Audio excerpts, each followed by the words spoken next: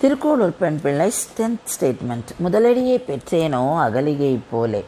Did I get the fortune of gaining the touch of the Lord's divine feet like Agalya?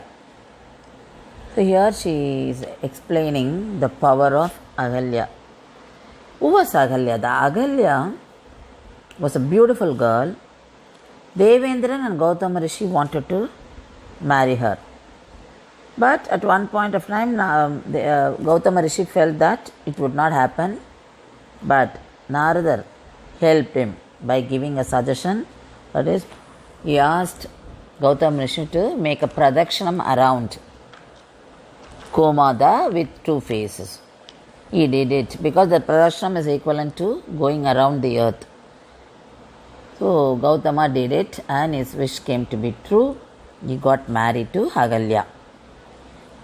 Even after Agalya got married, Indran could not control himself because he wanted Agalya for himself. So he came to Gautama's Rishi's ashram in the form of Gautama Rishi because he was not at home. So he took that form and he visited the ashram and he wanted to enjoy Agalya. But Agalya, knowing with the power of her Pativrata, so she sent her shadow with Indra.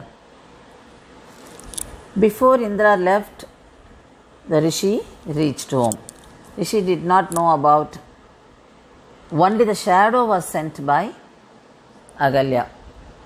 He became angry and he cursed Agalya to turn to be stone.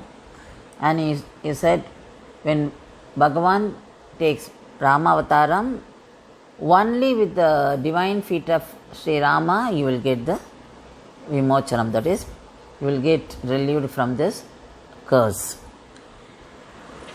Even while she was in the form of stone, she continued chanting Ramanama. She was very patient and she was hoping that Rama would come and relieve her from this curse. So she kept on chanting the Ramanama. So that day also came.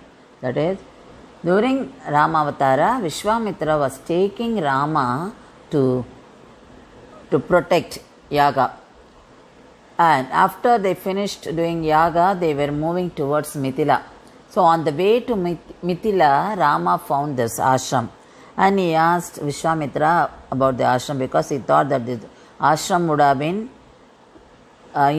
been inhabited by a great rishis because that looked so holy and he wanted to get more information. So he asked Vishwamitra, and Vishwamitra also explained about Gautama Rishi and Agalya.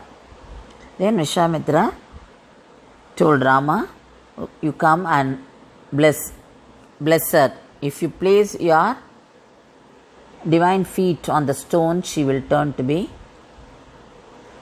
the girl. She will get her human form. So Rama also did as per Vishwamitra's instruction. He placed his divine feet on the stone and immediately the stone turned to be Agalya. And Agalya prostrated at the feet of Sri Rama. And when this was happening, Gautama Rishi came back. And before Rama left for Mithila, he got the blessings from both Gautama Rishi and Agalya. So Agalya's this curse, that is turning to be stone, and from stone form again she turned to be human form, that happened to bring out the glory of Rama, Bhagavan. So this is what referred by Tirkolur Pen Pillai in this statement. Tirkolur Pen Pillai refers Lord's divine feet as Mudaladi. Mudaladiye petreno agaliye pole. Did I get the touch of Lord's divine feet like Agalya? Did I have strong faith in Ramanama? Did I bring Rama to me due to my patience and faith in Ramanama? So she was lamenting to Sri Ramanuja, who witnessed Agalya Saba Vimochana, that is relief from curse, as Lakshmana.